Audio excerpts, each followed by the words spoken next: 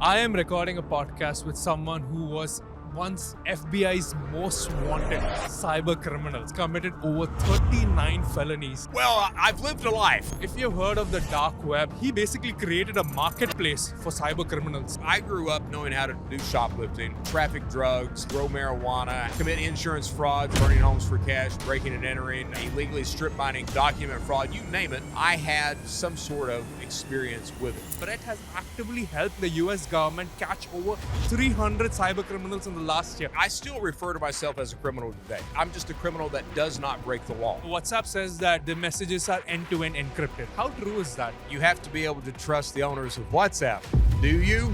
I'm extremely worried about deepfakes. We're going to get to the point where we are not able to trust anything that we see, read, or hear online. What do you do at that point? This is one of the craziest podcasts I'm ever about to record. I am recording a podcast with someone who was once FBI's most wanted cyber criminal. He has committed over 39 felonies. While I was researching this person, the more he kept revealing about himself, the more I was in shock, And I was even a little bit intimidated to meet him in person, to be honest, because you have done some crazy stuff out there, Brett. Well, I've lived a life. Yeah. He is responsible for, if you've heard of the dark web, the darknet, he basically created a marketplace for cyber criminals. When you talk about marketplaces, you think about Amazon, you think about Noon, but he created a marketplace for cyber criminals. But all that was in the past. Brett currently is helping the US government catch some of the biggest cyber criminals. They say once you have been something yourself, you know how a cyber criminal works. That was all in the past life, and Brett has actively helped catch over 300 cyber criminals in the last year. We are here to find out what made Brett what he is right now. What are the leading trends in cybersecurity? We hear AI happening all over. A lot of these cybersecurity companies are talking about AI. We want to know what is Brett's take on it. Brett, pleasure to have you in this. No, thank you for having me. I appreciate it. That's one heck of an intro you gave me too. Catching 300 cyber criminals, right? We want to know all about it, but to catch 300 cyber criminals, we want to know about your psychology. So I want you to start off with yourself.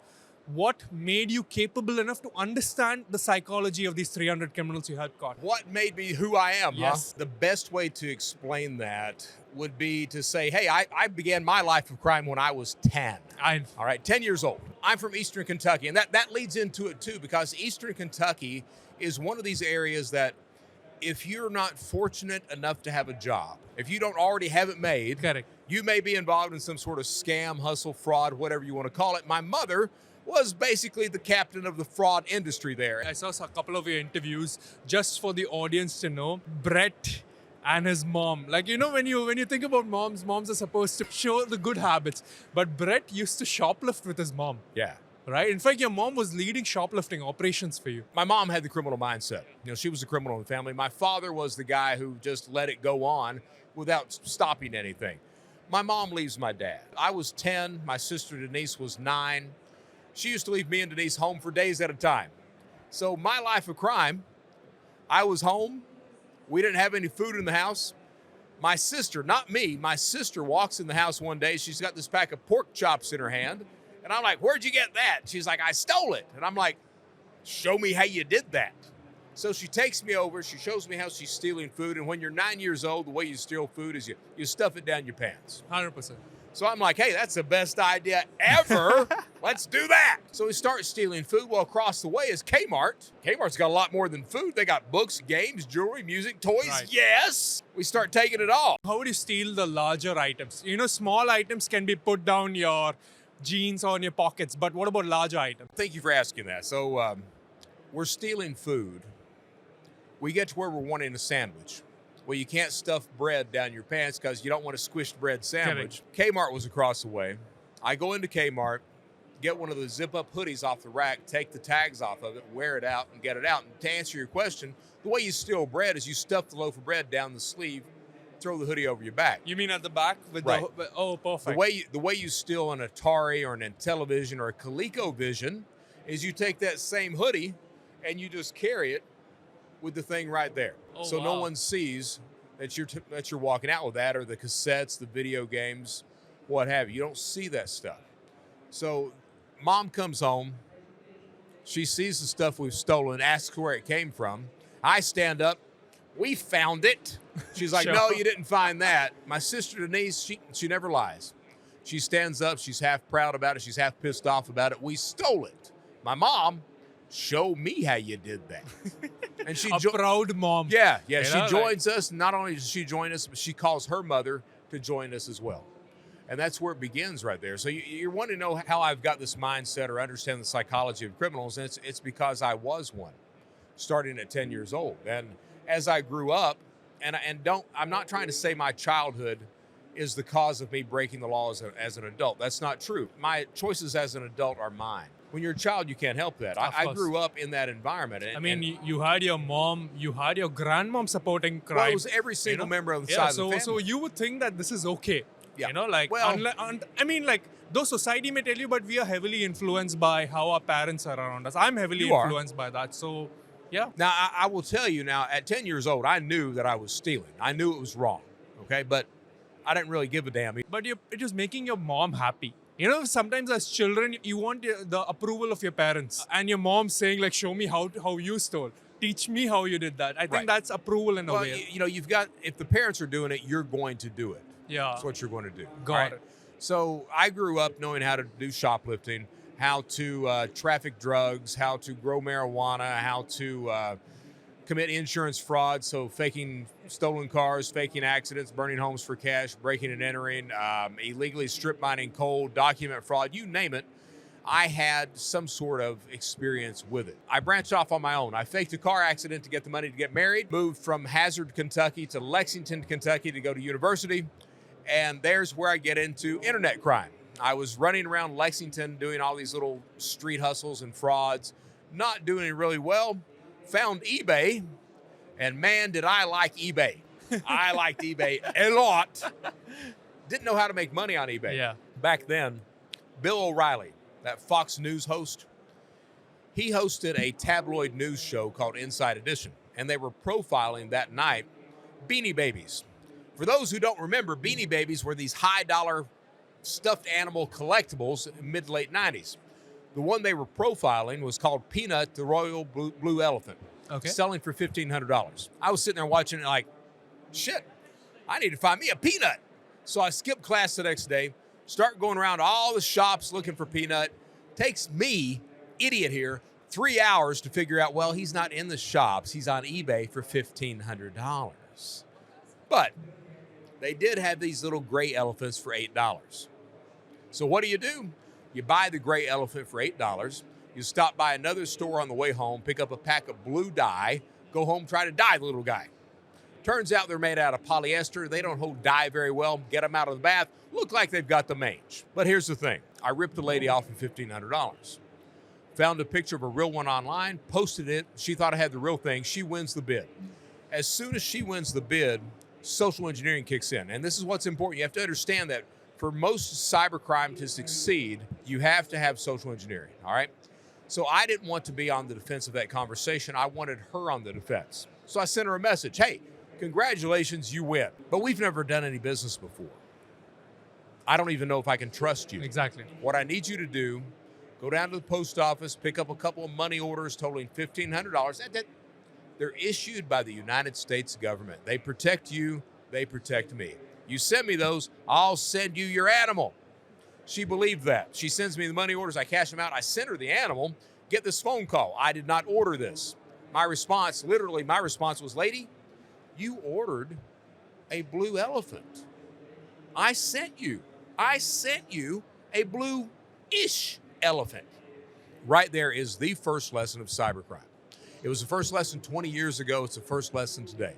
That lesson is, if you delay a victim long enough, you just keep putting them off. A lot of them, they get so exasperated, they throw their hands in the air, they walk away, you don't hear from them again, and they don't complain to law enforcement. That's the same lesson today. They don't complain to law enforcement. Now, that's the first crime I committed online. I got away with it, kept going, and got a hell of a lot better at it. I saw your podcast with Lex Friedman, right?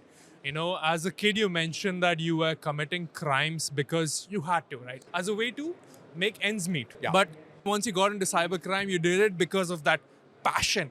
You found a kick out of it. Are all cyber criminals driven this way? How many of them have to, and how many of them are doing it just for the fun of it? Here's a secret, boys and girls, about cybercrime or criminals in general.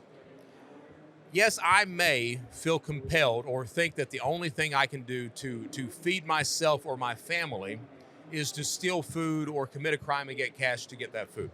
Here's the truth, though.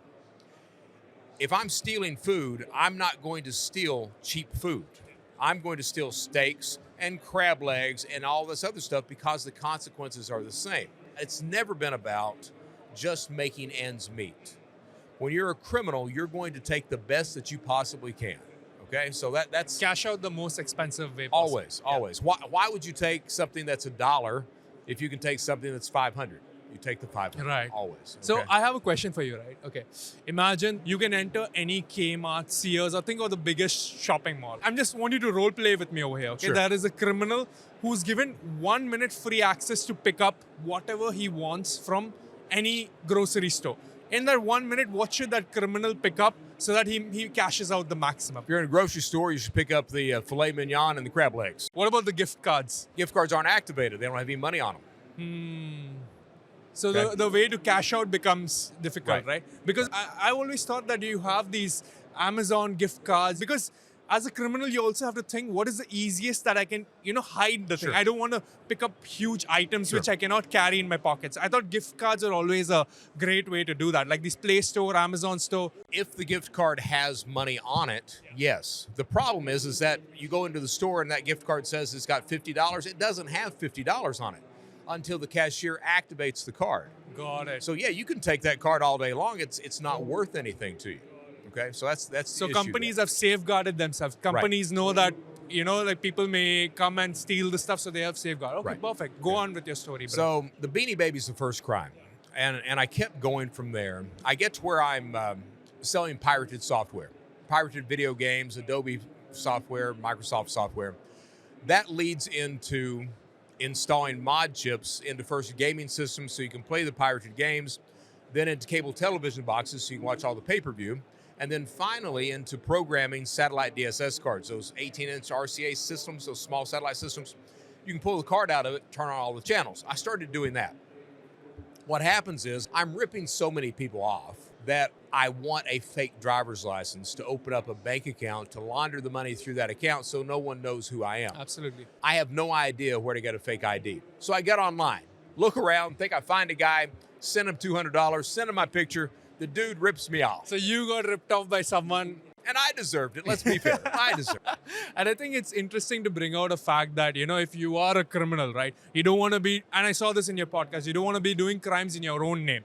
Hence identity theft becomes one of your gateway to do a crime. You want to do crimes in a fake name or something like that. So you got your fake ID. What happened after that? And think about that for a second. Why would you ever commit a crime under your own identity if you can steal someone else's identity and do it under that name? Whatever that crime is. So I have this saying that says all crime should begin with identity theft. Correct. If you look at online financial cybercrime, all right, financial cybercrime will almost always involve an element of identity theft. I have to steal something from you, whether it be credentials, your Social Security, your Emirates card, whatever that is. I have to steal something from you in order to convince that potential victim that I'm trying to get money from that I'm you.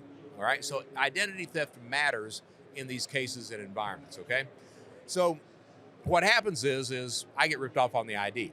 I still need the ID. Correct. Ultimately, the result is two websites, Counterfeit Library and Shadow Crew. If you look at the genesis of modern cybercrime, there are three websites. There's Counterfeit Library, Shadow Crew, Carter Planet. Shadow Crew started by you. Shadow Crew started by me, Counterfeit Library also, all right? So Counterfeit Library was the first. We transitioned from Counterfeit Library over to Shadow Crew, and then a guy named Dmitry Golubov, Ukrainian national, he starts Carter Planet.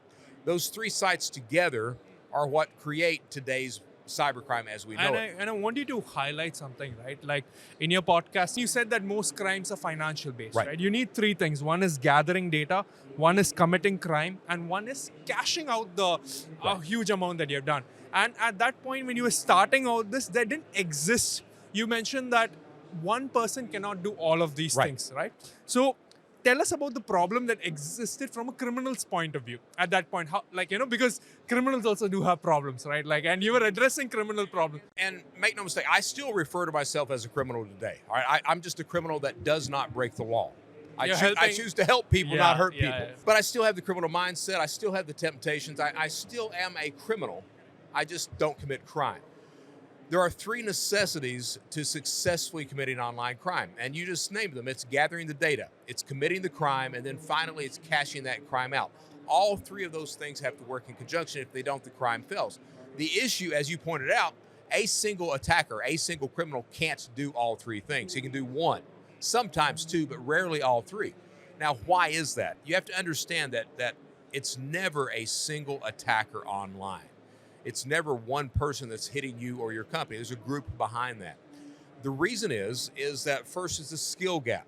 That attacker may not know how to do something. And usually it's in the gathering the data section. He doesn't know how to do a man-in-the-middle attack. He can't harvest credentials out of RAM.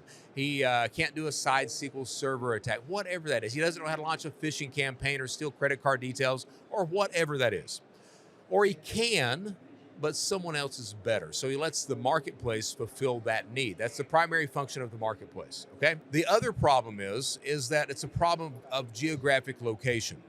That attacker, that criminal, is in an area where he simply cannot fulfill one of those 3 necessities, typically cashing out. So you think back to the pandemic.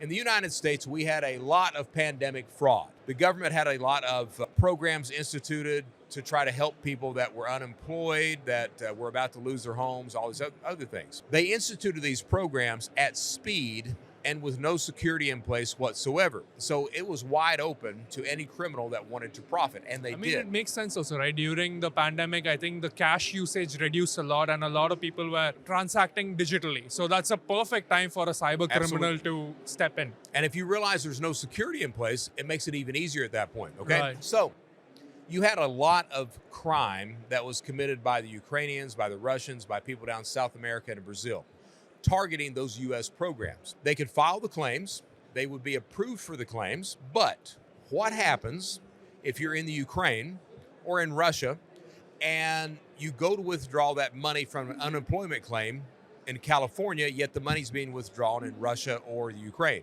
You're not going to get it out. It's going to be shut down. So you have to rely on people stateside, money mules, to draw that cash out for you. They get a 30% cut, they send you 70%, okay? So that's what you're looking at, is that type of system where it's either a skill gap or geographic location that dictates that it's never a single attacker. It's always a group of people. At the same time, we're all criminals. So how do you establish trust Among criminals. among criminals? When trust is one of the biggest factors, right? Even when you guys are working with each other. Oh, yeah. How would you find a trustworthy criminal? See, that's the problem, because you don't know each other's name. You'll never meet. You don't know what each other looks like. So, and we're all looking to profit. We don't care how we profit. Yeah. But in order for that attack to succeed, you have to work together. So how do you establish trust in a criminal environment? Well, the way you do it is you take a large communication channel, forum type structure or Telegram. You take a large communication channel. People can reference conversations on that days, weeks, months old, take part in those conversations, learn from those conversations. Your screen name, your username, becomes your brand. You know by looking at that name what the history of that individual is, if they can be trusted, if they've ever ripped anyone off, how old that name is, the complete history behind that. You have vouching systems in place, review systems in place. You have escrow reviews systems for in place. criminals? Absolutely. Wow. Absolutely. I know there was a point in time where you were reviewing a lot of these methods in which hacking can happen, right? So who are these people who are reviewing cyber criminals? So the people who review cyber criminals are other criminals. They're criminals that have already been vouched for and can be trusted in the environment. If they're vouched for and trusted, then that vouch that they give somebody else matters. Because what that actually means, or what it used to mean, is if I vouched for you, if I said, hey, this guy, his credit cards that he's selling are outstanding, that means that I take responsibility for you. If you rip someone off, it falls back on me. And that matters in that environment.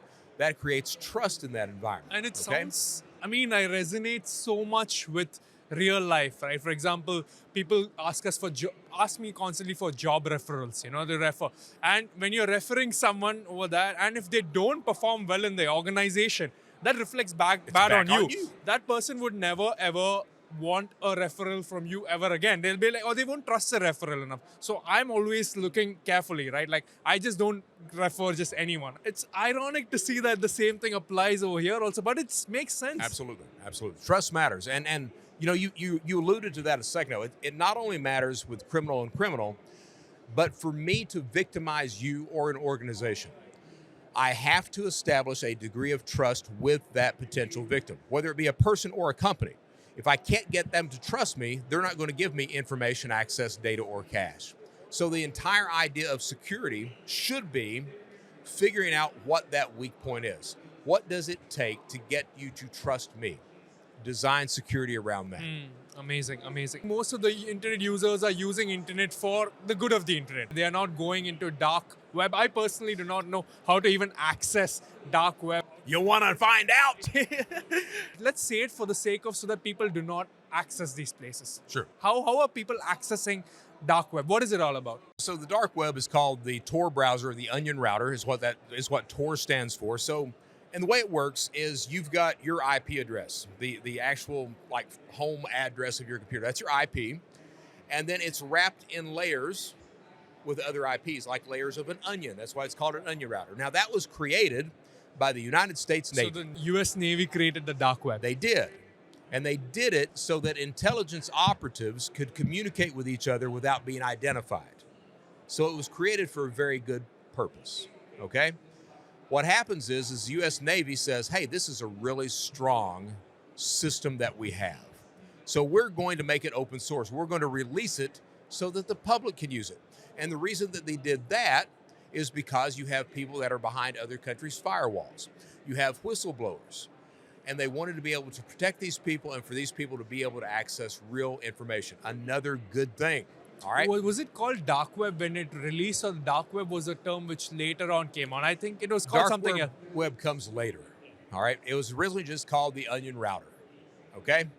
Now, what the Navy didn't realize is that the first adoptees to technology, if that technology can be used to remain anonymous or to launder money, the first adoptees are criminals. So criminals started to flock to it. And the thing about Tor is the more people who use it, the faster it gets, okay? So criminals started to use it, and there you get the term dark web, all right? So dark web because of the criminal connotations that are there. To access the dark web, you have to download a specific browser. You have to know exactly where you're going because there's no search engine. No one really knows how big the dark web is at all. It can be complicated, and you can get ripped off. Fortunately for criminals, there's another product that's out there, and it's called Telegram. Ah, yes. I want you to hit more because recently the founder and CEO of Telegram, Durov. like he was arrested.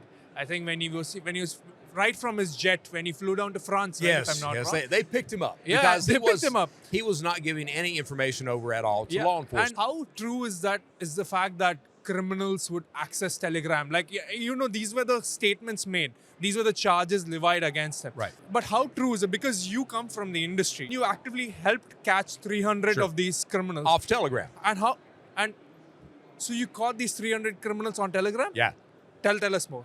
Yeah. So Telegram is the Wild West of cybercrime. There's no doubt about that. And the reason why, if you use the traditional dark web, the Tor browser, again, there's no search engine. You have to know how to configure it or law enforcement is going to identify you. Most people don't know how to do that. You have to know exactly where you're going. It can be hard to find out. To get access to some of these groups, you have to pay or be vouched for or anything else like that. There are problems and what's called friction when you use the traditional dark web. Friction is that whatever interrupts the user experience, okay?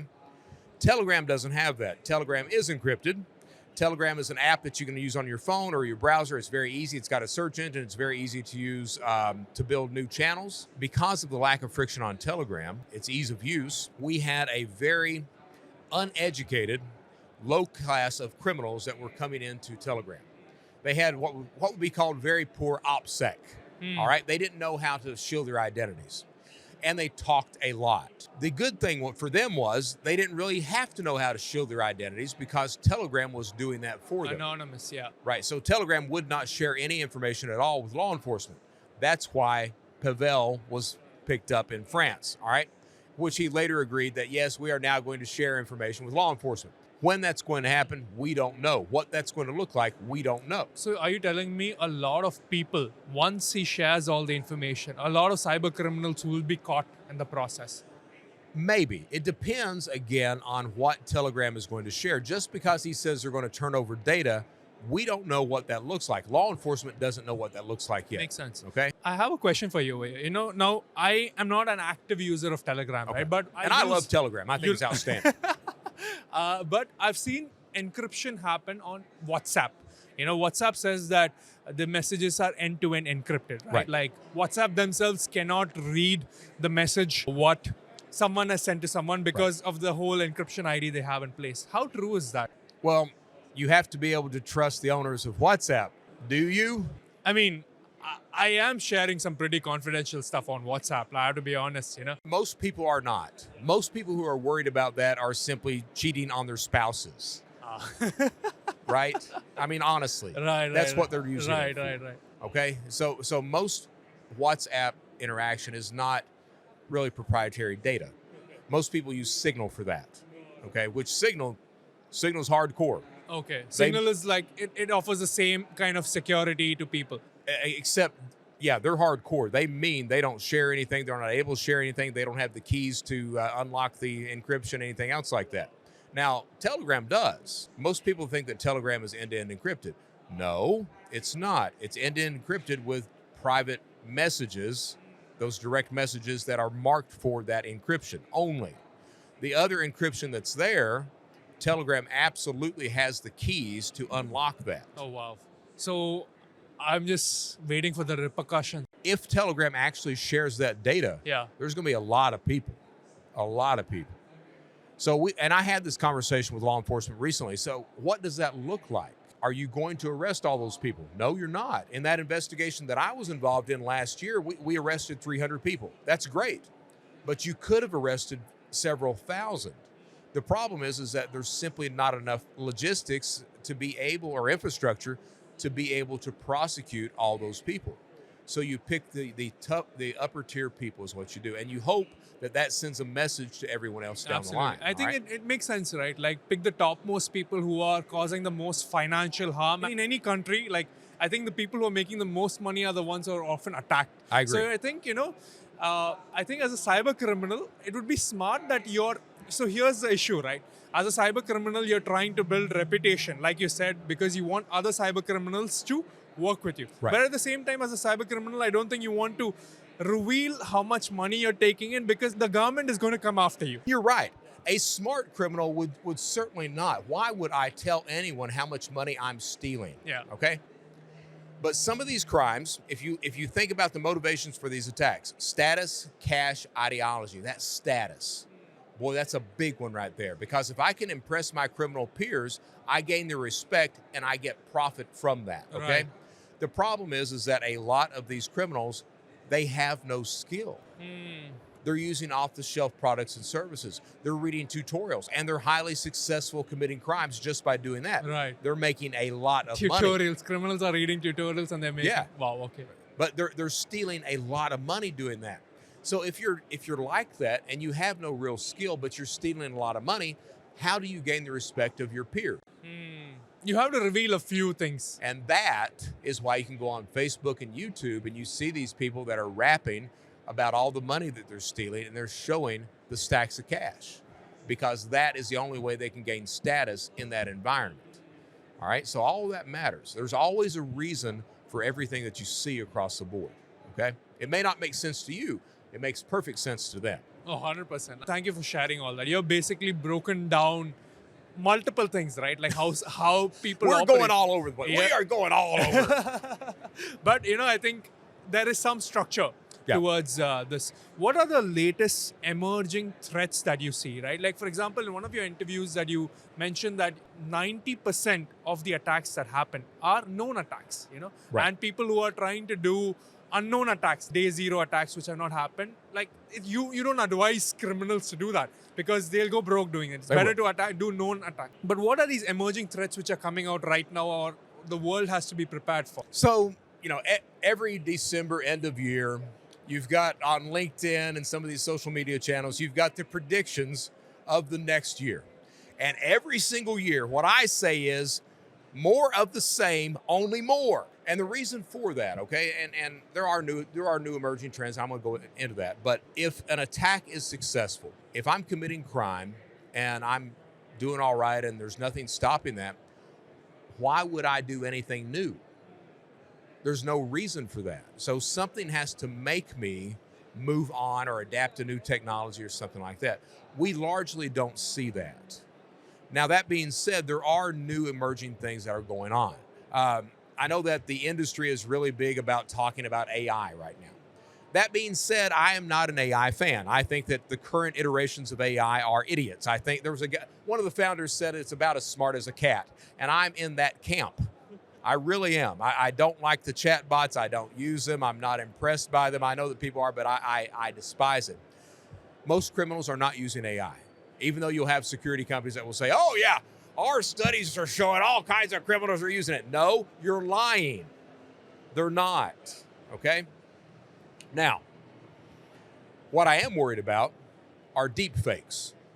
I'm extremely worried about 100%. That. All right, because AI cloning is happening all the time, right? And I'm worried about influencers mainly. People who are publicly putting their life out, who are putting YouTube videos. Imagine an influencer who has put out, like, say, 500 videos or say 400 videos. Now you know exactly how this person talks, like how this person would react under so-and-so situation. And you can use AI tools to sound like this person. Now imagine a relative of this particular influencer gets a call, and a criminal plays a voice recording sounding just like this. They're like, okay, I'm in trouble, send me $5,000 right now. You trust people when they call over the phone, right? And especially if they sound similar. I'm glad you opened this thing. I want you to explore deeper into this whole territory. We've had the problem of deepfakes for a while, right? Of voices, of pictures, of videos, things like that. It's going to get to the point, and the way that deepfakes are identified right now is really cat and mouse. The attacker comes out with a deepfake. The security company, if they can't identify it, they tweak their algorithm that can identify it. Then the attacker goes back, he tweaks his, back and forth, all right? AI will get to the point that security companies are not able to do that it adapts too quickly for a security company to identify that deepfake, all right? It's also going to get to the point that deepfake, whether it be audio or video or both, that deepfake will be able to be done in real time. So right now it's a recording, but it's going to get to where it's not, where you're able to carry on a conversation with that deepfake, all right? So think about that CEO of a company. He calls up his payroll department and he has a conversation with the payroll person and says, hey, we've decided to change banking information on this. I need you to send this here. That's going to work. Right. Think about that CEO of another company that comes on MSNBC and says, oh my God, our company is cratering. We're selling everything. We may be out of business next week. Wow. Imagine if you get the biggest CEO, such as the CEO of Google, you use a deepfake video of him saying that Google messed up or Microsoft. These can cause stocks to crash. Right. I'm just seeing the impact of what you're saying right now. It's Imagine crazy. Benjamin Netanyahu coming up and saying, we have launched a nuclear attack on Iran. Wow. All of this matters.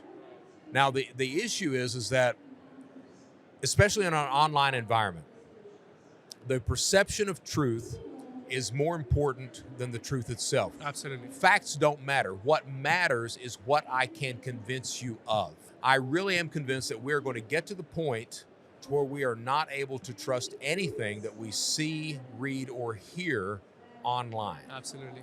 What do you do at that point? That's a very good question. I mean, if someone is tweeting out there, right, like this is the best restaurant to go, and that person has some kind of influence, people just follow that person. Like now you don't know if that person was actually been to the restaurant, if he or she has been paid to put out that review. How can people find out? I think there should be some solution to this, right? That's the issue that we're getting at. We're getting at the point where we're, as a people, that we may not be able to trust anything that we see or hear. That's a huge problem because it affects every facet of our lives all of a sudden. That's what I'm worried about, and that's certainly an emerging trend. And right now I want to speak about something. Since you mentioned about AI, right? You're mentioning what can people trust, and I just want to go a bit deeper on AI. Most of the world, I think, they're not adopting every aspect of AI, but they're using Chat GPT. Sure. Chat GPT has found adoption. Not everyone is using the other tools, and what I'm worried about is people share a lot of confidential information with ChatGPT. For example, think that they're working for some of the top Fortune 500 companies, Right. or something of that sort, right? A lot of these managers, they have to create what are their next 10-year plans, what are their next 5-year plans, and sometimes they may have these ideas passed down for the management, like this is what I have to do, and they have to come back, right? They have to show that across the 10 years, this is how this campaign would go. Sure. And they're using ChatGPT to share all this information, and ChatGPT is telling them, okay, this is what you need to do in 5 years, 10 years. They're revealing to ChatGPT what they should never probably talk about outside the company. They would never reveal it to a competitor or something like that. How safe is that data, Brett? Chat GPT tells them, it gives them this business plan. Where did Chat GPT get the knowledge? ChatGPT has been trained on lots and lots of data. That's Right, how. but yeah. it got the knowledge from other individuals who gave it that knowledge, right? And then you come into the environment, and your conversation, does Chat GPT learn from that or scrape data from that as well? Yes, it does. It has to, in order to evolve, to get better at what it does. It scrapes every single thing that comes across the line. Now, if you're an employee of a company, and Lord, I hope that you're not using it at the company, but I know that people are. But if you're an employee of a company and you get to where you're having communication with this chatbot, and you start talking about the way the company operates, some proprietary information of the company, everything that you're talking about is going into that knowledge base of Chat GPT or whatever the chat system is. It's going into that. Think of Chat GPT as one of those third parties. You're allowing your employees to access a system that you have not vetted, that you don't understand, you don't know what the security is or anything else. What happens if one of these chatbots has been breached later on down the line? All of that data that your employees have shared is also available to the attackers. So there's a whole issue of things in there. What are you doing? You're allowing your employees to use these chatbots so that they can fashion their emails better, so that they can paraphrase things better, so that they don't have to know how to do a proper Google search. That's worth all of that. I would disagree. I would say that the only thing of value on this planet anymore is information. And if you're allowing your employees to give that away, there is something wrong with that picture. If you're allowing your employees to share that information, knowing that information is the only thing of value, if you're allowing them to give that away freely, what the heck are you doing? What you're saying over here, Elon Musk, right, is one of the co-founders of OpenAI, the company which is behind ChatGPT. While he's no longer involved in the company actively, but he was one of the persons who started. And he made a statement saying that he's very concerned about the management and ChatGPT. He's like, no particular people should have that much control over the world's most powerful AI tool. Why do you think Elon Musk made that statement about ChatGPT and OpenAI and stuff? I think that Elon Musk made it because he doesn't have the control over it. I mean, that's why I would say it. Yeah. Hell, I may say it. Yeah. But that being said, he's also being truthful about it. You've got something that right now I liken it to a cat as far as intelligence. All right, but it's not always going to be like that. It's going to be something that's highly effective. It's going to be very strong. If you allow just a certain group of people to control that, that's a problem. We see that already in social media, and in America especially. You've got the left and you've got the right, and a lot of the tech companies, they veer one way and they shut down the other side. What I'm saying is that if you only allow a certain group of people to control things, that certain group of people, they can dictate everything that goes on from that point. And we don't need that on this planet. But what I love about AI, being a personal user myself, right? Like AI has helped our company stay lean, a lot of people say AI is taking jobs away, but I don't think so. AI is in fact making processes much better because the speed at which it's able to scrape through data, right? It can go through a 30-page or 100-page data very effective and with give that. you a summary. Right. You know, like it can summarize videos, it can summarize an entire PDF, a book even, like maybe give you a 15-minute read through to an entire book, right? And when AI has such power, I think it can also, let's look at it in the cybersecurity side of things, right? In cybersecurity, you need to go through lots of information and identify patterns, Sure. right? What AI is able to do well is identify these patterns, right? So let's see how AI is being used on the good side of things, like in cybersecurity side of things, you know? And that can be very effective. All right. But understand, and even with security, you have to have a system where that system is objective, not subjective. All right. And we've seen that with facial recognition. We've seen a subjective system that's put in. If you look at facial recognition systems, as long as the person being identified is a white Caucasian guy, that system is extremely effective in identifying that individual. The first time you put a person of color in front of that, it becomes very iffy all of a sudden. All right. And why is that? It's because the programmers were all white guys and they used a bunch of white pictures. So AI is the same. As long as you're coming in objectively, I think it can be extremely effective. And I think that feeds into what Elon Musk said as well.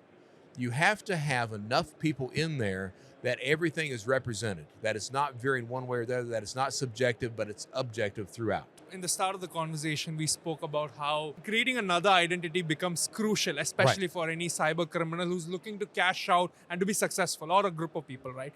And a term which has been coming up is called synthetic fraud, where you're using some real information, say suppose social security numbers, and creating fake identities.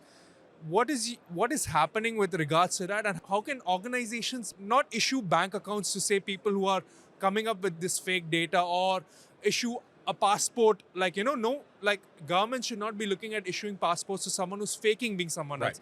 How can governments be more safe in this particular aspect? So we're in Dubai, and I love this place. I do. This is my second trip to the Middle East. I was in Riyadh 2 years ago at a banking conference. The interesting thing, the Middle East is extremely trustworthy. All right. I found that out when I went to Riyadh. I was told, and I saw it. You could lay your wallet down, your laptop, you can walk away for a few hours, come back. No one has touched it. You don't see that in the United States. Right. All right. But the Middle East, law-abiding people. The Middle East is also just now, oddly enough, they're starting to open up a lot more because they want that voice in the world. All right. Opening up in financial institutions, things like that. The issue is that because they're opening up now, they have not seen a lot of the fraud and attack methods that a lot of the rest of the world has seen. You mentioned synthetic fraud. That starts in the United States of America. All right. And the way it starts, you alluded to it. In 2011, the Social Security Administration, they randomized Social Security numbers. So Social Security number is issued to every American. It's a method of identity. It's the primary method of identity. 2011, what was going on, it's a 9-digit number. If I had the last 4 digits of the number and I knew where you were born and when you were born, it was very easy for me to get the first 5 digits. You know what's interesting? A lot of these companies, especially if you're resetting passwords or something of that sort, like they would ask you, right, what is the last 4 digits of your security? That's a problem. You're revealing your social security number. And you're saying you're able to guess the first 5 based on you can get the first 5, but if you're issued that number prior to 2011. Okay. So they randomized the number issuances in order to stop that fraud, and it worked. But when they randomized it, it creates synthetic fraud. So now I can create a social security number out of thin air, or I can use a child's social security number. Put a name to it, an adult date of birth, and build an identity from that. That type of fraud is eating the United States alive. All right, we're talking over $50 billion a year just from that. What we're seeing is that type of fraud in the United States is now spreading to other countries. If I create a synthetic identity in the United States, it's very easy for me to use that same identity and open up a bank account in the UK. They trust it. Why do they trust it? Well, because it's already established in the United States. So they don't have to verify a whole lot. They just say, well, it works over there. It should work over here. And they allow that person to open it up. That same thing is absolutely going to hit right here. Because why? Well, it's the United States. It's verified over there. There's a credit report, a credit score. The identity looks good. There's a history behind it. Yeah, we'll let them open up a bank account. So you're allowing that synthetic fraud to come over here. Absolutely. And it's going to be much easier to commit over here because of that. Now, I know that I'm not well versed in Emirates identities, all right? But if there's any type of number that's there, it's very easy to manipulate that number, to use that to create a new synthetic identity from that. You've got a thing called the dead baby method that works in a lot of countries. And the way that is, an author by the name of Frederick Forsyth, he actually creates that type of fraud back in the early 1970s. He wrote a book called Day of the Jackal, okay? Got it. And in that book, the assassin goes to a graveyard and he finds a child who has died that if the child had lived would be approximately the same age as the assassin. He takes over that child's identity. Okay? And the way that works today is I go to a death index online. I find somebody that was born in one place, dies in another, that would be approximately my age today. I then get their birth certificate, use the birth certificate to build the identity from that. And it works great. Look at it this way, right? Like, okay, a birth certificate is supposed to be issued at the time of birth, Right. But say you're a 35-year-old person and applying for a birth certificate right now. What would you say? You've lost your original birth certificate and you're looking to, like, why would someone issue a birth certificate to someone who's old? You know where I'm coming from, right? I do, and that was a problem, Yeah. all right? Because we used to deal with that when I was committing fraud.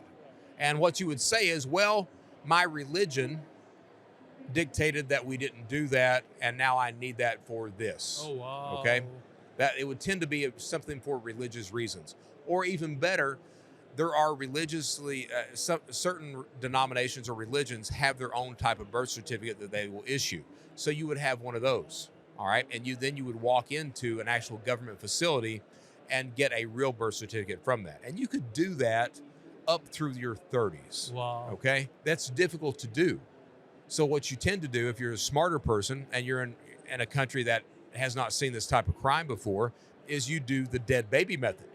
You simply go and find a child who died Oh my God. and take over their identity that's been issued that birth certificate. What can governments do right now to safeguard themselves? They get actual people, not people who are faking identities. What are some 3 measures they can take in place? Because say suppose someone is verified from a particular country, they come to the United Arab Emirates or something of that sort, like, or any country. How can governments know that this person is actually who they is? It boils down to really adopting that zero trust mentality throughout is what it boils down to.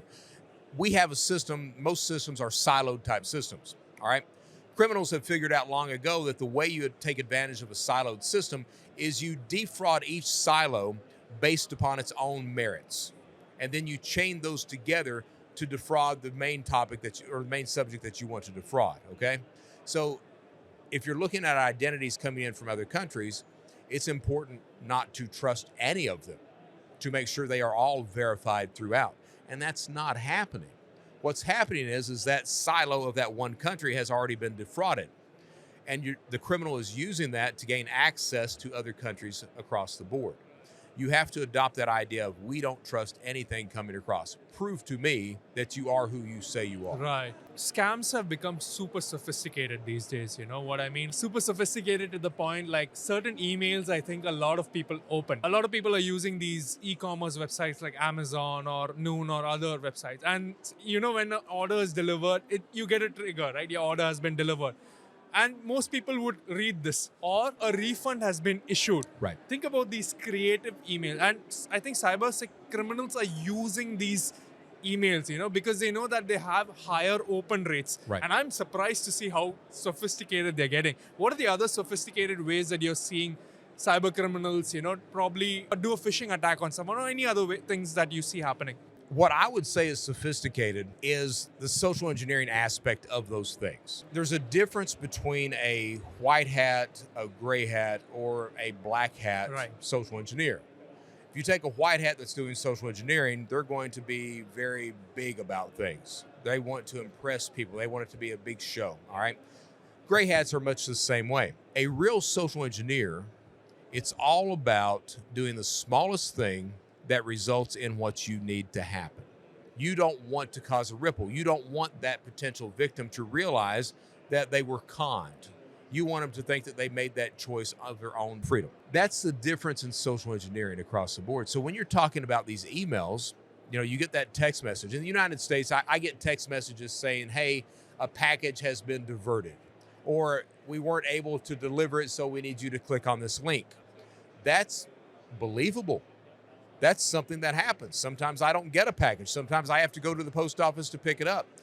Because it's so ubiquitous like that, that's what you want to do as an attacker. You want people to fall for that, all right? Do it in everyday messages, and this is happening here in the UAE. There is providers like Aramex, there's providers like FedEx. We would often get messages saying that your delivery was not successful. Right. Click on this link again because it was delivered to another thing. And a lot of people have clicked on a link and they would see a fee that they have to pay to redeliver. And they're paying the fee, and in the process they're revealing their entire credit card or debit card information. Why are people falling for this, Brett? Because it's believable.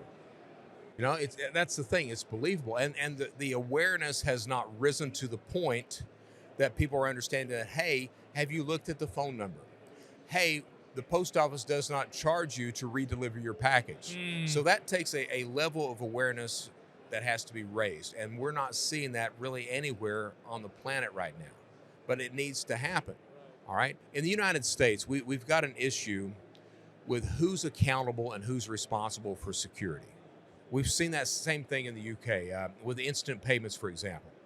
Instant payments in the UK, when you send some money to someone's bank account and it's instant all of a sudden, like Zelle is what it's in the United States. Pay now. Google Pay. Right, okay? Yeah. In the UK, they've started saying, well, the banks are responsible.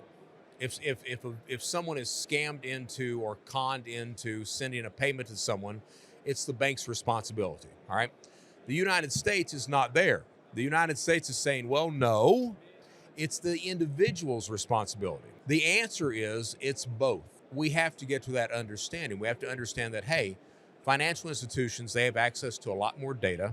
They see who the money's going to. They see where it's going to, who's receiving it.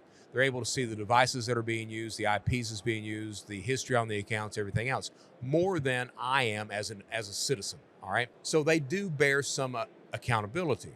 At the same time, we have to understand that, hey, I, as an individual, as a user, as a customer of that bank, I also bear some responsibility for my own security. And we're not at that point on either side. Right. So far, we're wanting to blame each other.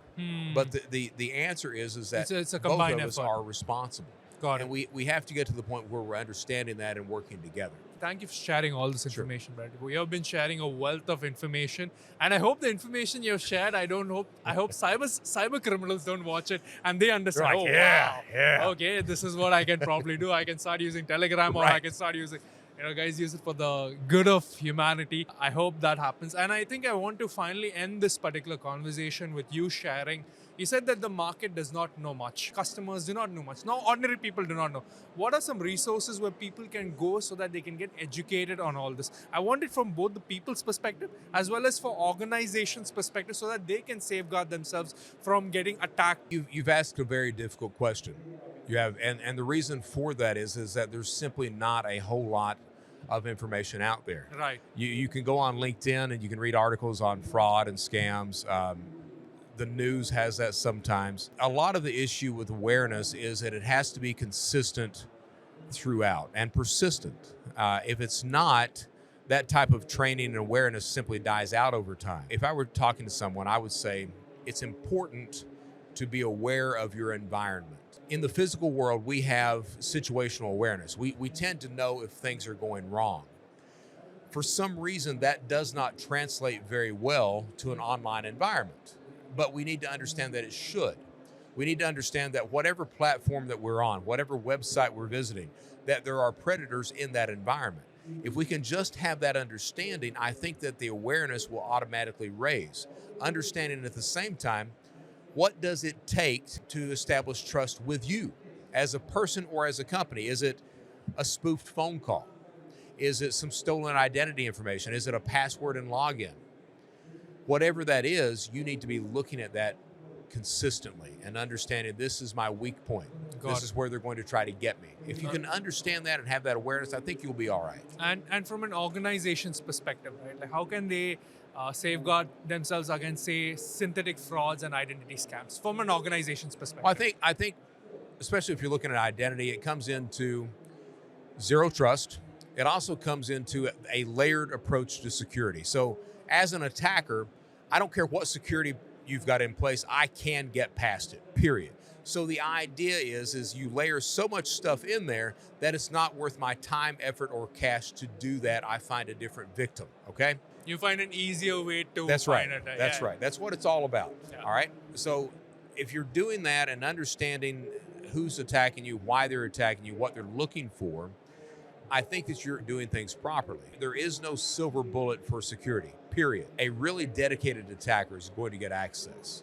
So you need to make sure that you plan for that accordingly. So run the narratives, the scenarios across the board, and go like that. Okay? Understood. Perfect. Brett, thank you so much for sharing that. thank you. This has been an absolute pleasure. I've enjoyed it. Yeah, and like you have opened up things which I had no idea about. And I think for people watching, be careful, be cognizant of whatever Brett has said, like safeguard yourself, safeguard organizations. Check out his page.